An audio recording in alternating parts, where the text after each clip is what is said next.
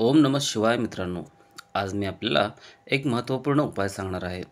आपल्या घरामध्ये कोणतीही व्यक्ती कायम आजारी असते किंवा तिला कायमस्वरूपी ट्रीटमेंट चालू असेल, आजारपण काही कमी होत नसेल, ती व्यक्ती अंथरुणानं खिळून असेल, तर हा उपाय त्या व्यक्तीसाठी महत्त्वपूर्ण असेल। हा उपाय करताना तुम्ही तुमची मेडिकल ट्रीटमेंट बंद करायची नाही। मेडिकल ट्रीटमेंट घेत हा उपाय करायचा आहे। चला तर वेळ न घालवता हा उपाय सांगायला सुरुवात करतो। व्हिडिओ पूर्ण पहा, तेव्हाच तुम्हाला हा उपाय कसा करायचा ते कळेल मित्रांनो, लक्षात ठेवा, हा उपाय सरळ आणि सोपा आहे। मित्रांनो, हा उपाय करत असताना दवाखान्याचे उपचार पण घ्यायचे आहेत।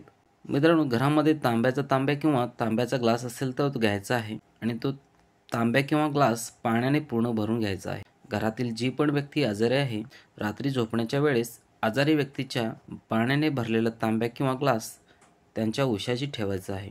तो रात्रभर त्या व्यक्तीच्या उशाशी ठेवायचा आहे आणि सकाळी उठून तो भरलेला पाण्याचा तांब्या घ्यायचा आहे आणि तो घराजवळ असलेल्या झाडाच्या, कोणतेही झाड असेल तरी चालेल, झाडाच्या मुळात ओतायचा आहे। मित्रांनो, पाणी ओतून झाल्यानंतर जी व्यक्ती आजारी आहे त्या व्यक्तीच्या नावाने प्रार्थना करायची आहे। लवकर आजारपण कमी हो ही अशी प्रार्थना करायची आहे। असे आपल्याला सलग न चुकता 41 दिवस हा उपाय करायचा आहे। त्याबरोबर मेडिकल ट्रीटमेंट पण करायची आहे। जसजसे हा उपाय तुम्ही 41 दिवस कराल तसतसे त्या व्यक्तीमध्ये फरक जाणवेल आणि आजारपण कमी होऊन त्याच्या शरीरामध्ये बदल होण्यास सुरुवात होईल, स्वास्थ्यामध्ये सुधारणा होईल। मित्रांनो, हा उपाय जरूर करा, पहा तुम्हाला चांगला फरक जाणवेल।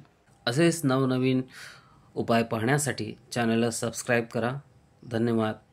ओम नमः शिवाय।